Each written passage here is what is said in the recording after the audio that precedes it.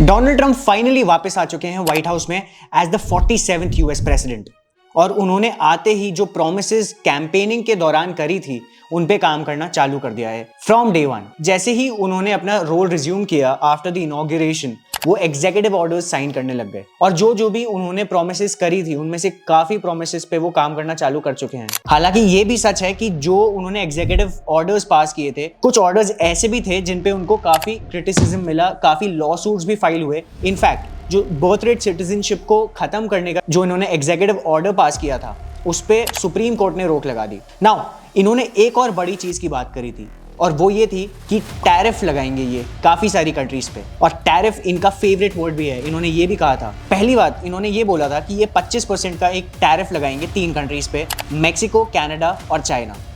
अभी तक ये फाइनलाइज नहीं हुआ है कि ये टैरिफ लगाने वाले हैं या नहीं। एक तरीके से आप ये कह सकते हैं एक लास्ट साइन है। फरवरी 1 को ये टैरिफ्स लगा देंगे मैक्सिको और कनाडा पे। और जहां तक चाइना का सवाल है तो ये अभी सिचुएशन को वे करना चाहते हैं, ये सारे प्रोज एंड कॉन्स देखना चाहते हैं, उसके बाद ये कोई डिसीजन लेंगे।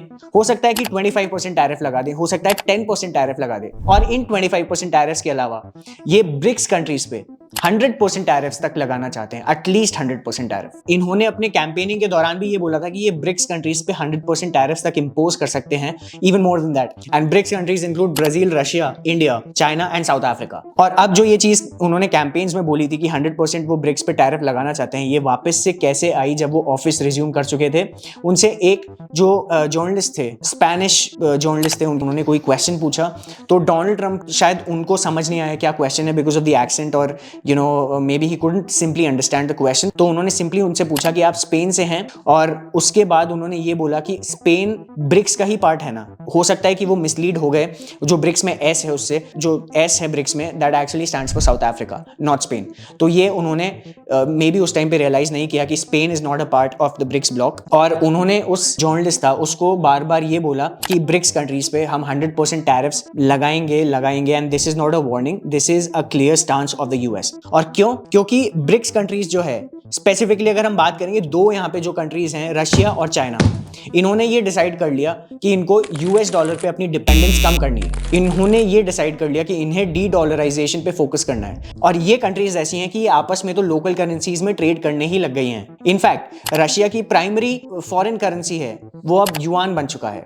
इन दोनों कंट्रीज के बीच में ज्यादातर ट्रेड इन्हीं की करेंसीज में होता है, और यूएस डॉलर पे इन दोनों ही कंट्रीज का, स्पेसिफिकली अगर मैं बात करूं तो रशिया का जो डिपेंडेंस है वो कम होती भी जा रही है। रशिया अब इतना डिपेंडेंट नहीं है यूएस डॉलर और यूरो पे अब as compared to before the war with Ukraine, क्योंकि उस वॉर के बाद ही रशिया पे इतने सारे सैंक्शंस लगे। 18,000 सैंक्शंस के ऊपर रशिया पे लगे, यूएस ने लगाए और बाकी सारी ईयू कंट्रीज, वेस्टर्न नेशंस ने लगाए। इसीलिए वो इतना इस चीज को प्रपोज कर रहे हैं कि उन्हें ब्रिक्स नेशंस में लोकल करेंसीज का ट्रेड ज्यादा प्रेफरेबल है as compared to US dollar.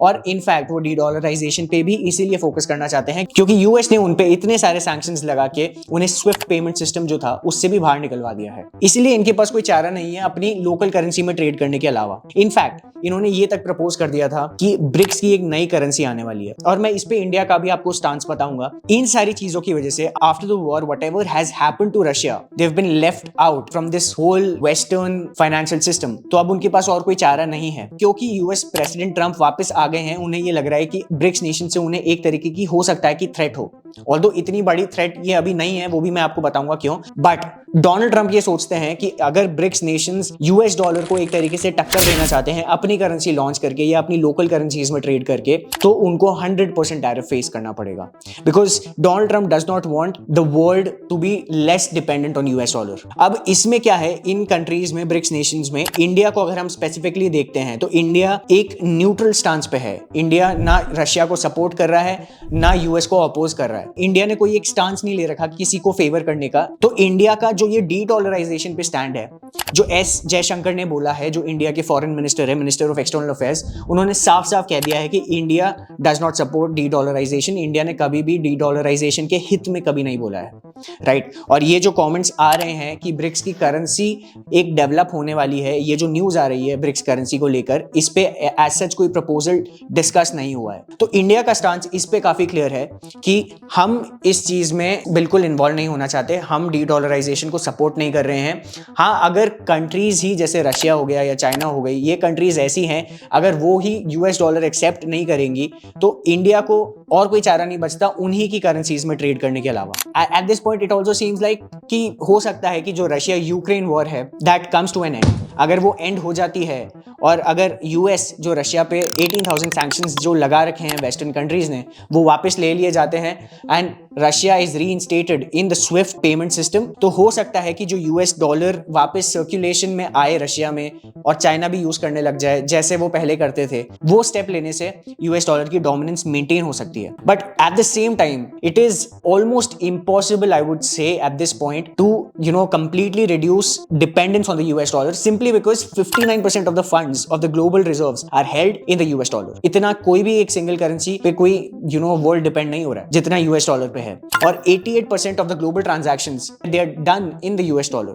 It's far from possible to reduce dependence on the US dollar। जो ये steps लिए जा रहे हैं ये अभी फ्रूटफुल नहीं होंगे क्योंकि ना ही दुनिया रूबल अडॉप्ट करने वाली है as a global reserve currency, ना ही युआन को एक्सेप्ट करेगी, at least not in the 2 or 3 decades। भले ही फिर डोनाल्ड ट्रंप 100% टैरिफ्स लगाएं या ना लगाएं, तो ये रियलिटी अभी तो पॉसिबल नहीं है। डोनाल्ड ट्रंप को अगर यूएस डॉलर की डोमिनेंस एकदम ही मेंटेन करके रखनी है तो उन्हें सैंक्शंस भी हटाने पड़ेंगे रशिया से, ताकि रशिया वापस से यूएस डॉलर को यूज करने लग जाए। और इनफैक्ट चाइना भी फिर कहीं ना कहीं अपने ट्रांजैक्शंस यूएस डॉलर में वापस से करने लगेगा, स्पेसिफिकली विद रशिया। बट हो सकता है कि ये वापस से 2022 या 2020 के लेवल्स पे ना आ पाए। The possibility of 100% tariffs by Donald Trump they could happen right at this point, क्योंकि जो वो बोल रहे हैं वो कर रहे हैं। हो सकता है कि 100% ना लगाएं बट टैरिफ्स लगा देंगे अगर ये चीज नहीं रुकी, क्योंकि उन्होंने ये भी बोला है कि बाकी कंट्रीज पे जिन पे ये टैरिफ्स लगाने वाले हैं उनको भी एक मौका देना चाहते हैं। मे भी अगर उनको मौका दें तो यहाँ पे भी मौका मिल जाएगा। बट अगर ये जो ट्रांजैक्शंस है अगर यूएस डॉलर की डोमिनेंस कम होती हुई दिखती है या डी डॉलराइजेशन बढ़ता हुआ दिखता है तो ये चांसेस ज्यादा हो जाते हैं इस चीज की पॉसिबिलिटी है कि डोनाल्ड ट्रंप आके टैरिफ्स लगा दें। However, the possibility of US actually putting tariffs on India because of the sole reason, I think they would be low, क्योंकि इंडिया ने अपना स्टैंस ऑलरेडी क्लियर कर दिया है कि we are not here to support de dollarisation. तो अगर India अपना स्टैंस क्लियर रख के चलता है and because of the relationship that PM Modi shares with president Trump, because of that also I think कि इंडिया पे इतना इफेक्ट नहीं पड़ेगा। इनफैक्ट अगर दोनों कंट्रीज जो रशिया और चाइना है उन पे ये टैरिफ्स डाल दिए जाते हैं तो हो सकता है कि इंडिया को फायदा मिले, क्योंकि इंडिया के फिर एक्सपोर्ट्स बढ़ जाएंगे यूएस से। With that being said, what do you think? Do you think that Donald Trump is going to impose 100% tariffs on BRICS nations? And what do you think his relationship with India is going to be like? India पे भी क्या वो tariffs लगाएंगे 100% तक because India is a part of BRICS? With that being said, thank you for watching this video and please subscribe to our channel.